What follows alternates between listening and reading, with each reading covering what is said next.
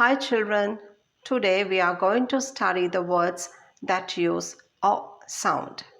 හොඳයි දුවේ පුතේ, අද අපි O හඬ භාවිතා කරන වචන ඉගෙන ගනිමු. O අකුර මේ වචනවලදී O හඬ ඇති කරනවා. O කියන්නේ කෙටි හඬක්. O says O for ox. O for ox.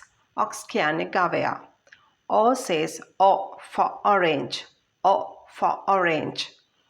O says O for ostrich. O for ostrich. Ostrich කියන්නේ පියාඹන්න බැරි කුරුල්ලෙක්. O says O for otter.